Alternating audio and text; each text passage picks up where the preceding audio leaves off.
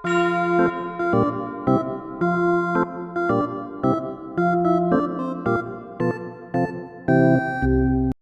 sahabat Santopolus, selamat bertemu kembali di channel ini. Tidak terasa bahwa ini adalah segmen kelima katekese santai tentang perkawinan Katolik di channel ini. Sudah banyak yang kita bicarakan, tapi ternyata masih banyak lagi yang belum kita bahas di sini. Oleh karena itu, kita masih akan melanjutkan membahas tema ini. Nah, seperti yang saya katakan di episode sebelumnya bahwa kalau kita berbicara tentang sakramentalitas perkawinan, tentu kita tidak boleh lepas dari kitab suci. Maka, dalam episode kali ini, kita akan membahas atau kita akan memahami perkawinan Katolik dalam terang kitab suci. Karena ini menyangkut kitab suci, maka saya akan mengutip bulat-bulat dari kitab suci tanpa banyak penjelasan dan tafsirannya.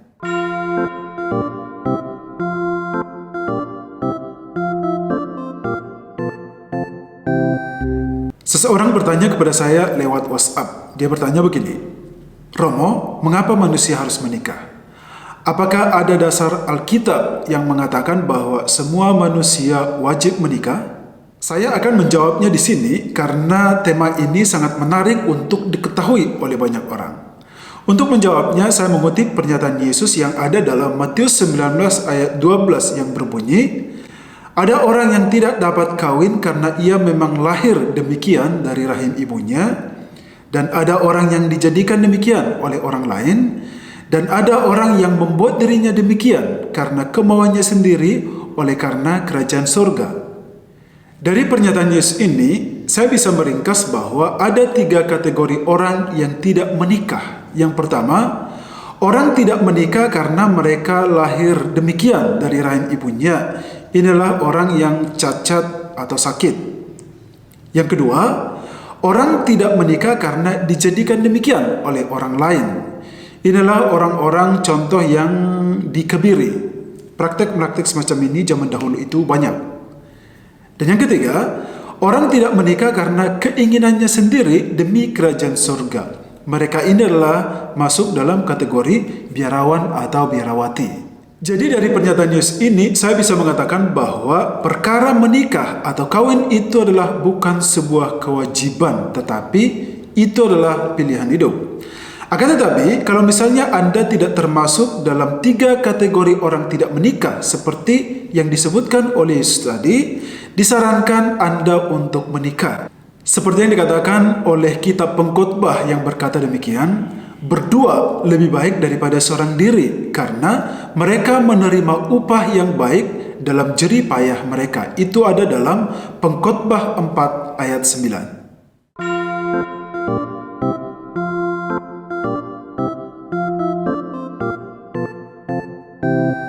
Nah, pada bagian ini kita akan membahas tentang panggilan kepada perkawinan menurut kitab suci. Saya akan menyebutkan ayat-ayat kitab suci yang mengajak manusia untuk hidup di dalam perkawinan. Yang pertama, kitab Kejadian 2 ayat 24 yang berbunyi, sebab itu seorang laki-laki akan meninggalkan ayahnya dan ibunya dan bersatu dengan istrinya sehingga keduanya menjadi satu daging. Yang kedua, Markus 10 ayat 6-9 berkata, sebab pada awal dunia Allah menjadikan mereka laki-laki dan perempuan. Sebab itu, laki-laki akan meninggalkan ayahnya dan ibunya dan bersatu dengan istrinya sehingga keduanya itu menjadi satu daging. Demikianlah mereka bukan lagi 2, melainkan 1. Karena itu, apa yang telah dipersatukan Allah tidak boleh diceraikan manusia. 2 ayat inilah yang menjadi acuan sifat hakiki perkawinan Katolik yang monogam dan tak terceraikan. Ini tertulis dalam Kitab Hukum Kanonik, Kanon 1056 berbunyi, ciri-ciri hakiki perkawinan adalah unitas atau kesatuan dan indissolubilitas, sifat tak dapat diputuskan, yang dalam perkawinan Kristiani memperoleh kekukuhan khusus atas dasar sakramen. Kedua ayat kitab suci ini mau menjelaskan bahwa melalui perjanjian perkawinan, suami istri bukan lagi 2, melainkan satu daging. Pokok dari persatuan perkawinan itu adalah sifat saling melengkapi antara laki-laki dan perempuan dalam segala hal. Karena itu, Poligami sangat ditentang dalam gereja Katolik sebab poligami itu merupakan bentuk perlawanan terhadap kesamaan martabat pribadi laki-laki dan perempuan yang seharusnya saling menyerahkan diri dalam cinta kasih yang utuh. Jadi dalam hal ini baik pria maupun wanita harus sama-sama dipanggil untuk menghidupi perkawinan yang merupakan anugerah dan hadiah dari Allah sendiri.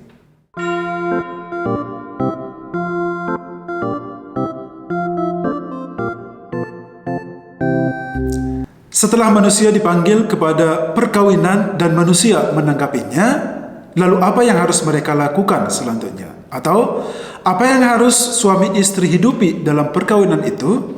Jawabannya adalah pria dan wanita harus sama-sama menjaga kesucian perkawinan itu. Saya akan menyebutkan beberapa kutipan dari kitab suci yang mengatakan bahwa suami istri itu harus menjaga kesucian perkawinan. Yang pertama dari 1 Korintus 7 ayat 1 dan 2 berbunyi, "Dan sekarang tentang hal-hal yang kamu tuliskan kepadaku, adalah baik bagi laki-laki kalau ia tidak kawin, tetapi mengingat bahaya percabulan, baiklah setiap laki-laki mempunyai istrinya sendiri dan setiap perempuan mempunyai suaminya sendiri."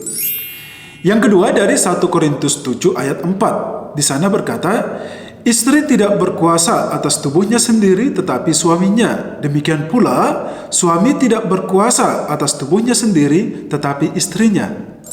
Yang ketiga 1 Korintus 7 ayat 14. Di sana berkata, "Suami yang tidak beriman dikuduskan oleh istrinya dan istri yang tidak beriman dikuduskan oleh suaminya." Yang keempat 1 Korintus 11 ayat 3 berbunyi, "Tetapi aku mau supaya kamu mengetahui hal ini, yaitu kepala dari tiap laki-laki ialah Kristus, kepala dari perempuan ialah laki-laki, dan kepala dari Kristus ialah Allah." Yang kelima dari Ibrani 13 ayat 4 berbunyi, "Hendaklah kamu semua penuh hormat terhadap perkawinan, dan janganlah kamu mencemarkan tempat tidur, sebab orang-orang sundal dan pezina akan dihakimi Allah." Yang keenam, Efesus 5 ayat 33 berbunyi, "Bagaimanapun juga bagi kamu masing-masing berlaku, kasihilah istrimu seperti dirimu sendiri, dan istri hendaklah menghormati suaminya." Yang ketujuh dalam Yohanes 15 ayat 12 berbunyi, "Inilah perintahku, yaitu supaya kamu saling mengasihi seperti aku telah mengasihi kamu."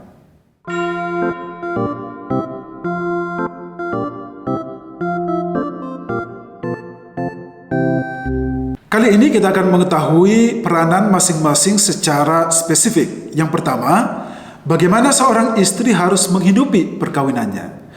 Dalam Kejadian 2 ayat 18 tertulis, Tuhan Allah berfirman, "Tidak baik kalau manusia itu seorang diri saja. Aku akan menjadikan penolong baginya yang sepadan dengan dia." Maka Tuhan menciptakan perempuan. Lanjut dalam Amsal 27 ayat 15 berkata, "Seorang istri yang suka bertengkar serupa dengan tiris yang tidak henti-hentinya menitik pada waktu hujan." Lalu dalam Efesus 5 ayat 22 dan 23 berkata, "Hai istri, tunduklah kepada suamimu seperti kepada Tuhan, karena suami adalah kepala istri sama seperti Kristus adalah kepala jemaat, dialah yang menyelamatkan tubuh." Next, dalam 1 Korintus 7 ayat 16a berbunyi, "Sebab bagaimanakah engkau mengetahui, hai istri, apakah engkau tidak akan menyelamatkan suamimu?" Dan yang terakhir dalam Kolose 3 ayat 18 berbunyi, "Hai istri-istri, tunduklah kepada suamimu sebagaimana seharusnya di dalam Tuhan."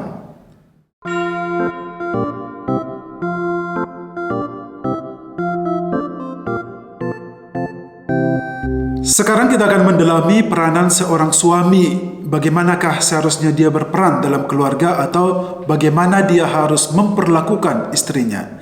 Yang pertama dalam 1 Korintus 7 ayat 16b dikatakan, "Atau bagaimanakah engkau mengetahui, hai suami, apakah engkau tidak akan menyelamatkan istrimu?" Yang kedua 1 Petrus 3 ayat 7 berbunyi, "Demikian juga kamu, hai suami-suami, hiduplah bijaksana dengan istrimu sebagai kaum yang lebih lemah. Hormatilah mereka sebagai teman pewaris dari kasih karunia, yaitu kehidupan, supaya doamu jangan terhalang. Yang ketiga, 1 Tesalonika 4 ayat 3-5 berbunyi, "Karena inilah kehendak Allah, pengudusanmu, yaitu supaya kamu menjauhi percabulan, supaya kamu masing-masing mengambil seorang perempuan menjadi istrimu sendiri dan hidup di dalam pengudusan dan penghormatan, bukan di dalam keinginan hawa nafsu seperti yang dibuat oleh orang-orang yang tidak mengenal Allah." Yang keempat, dalam Kolose 3 ayat 19 berkata, "Hai suami-suami, kasihilah istrimu dan janganlah berlaku kasar terhadap dia." Yang kelima, Efesus 5 ayat 25 berbunyi, "Hai suami, kasihilah istrimu sebagaimana Kristus telah mengasihi jemaat dan telah menyerahkan dirinya baginya." Dan yang keenam, Efesus 5 ayat 28 berkata, "Demikian juga suami harus mengasihi istrinya sama seperti tubuhnya sendiri. Siapa mengasihi istrinya, mengasihi dirinya sendiri."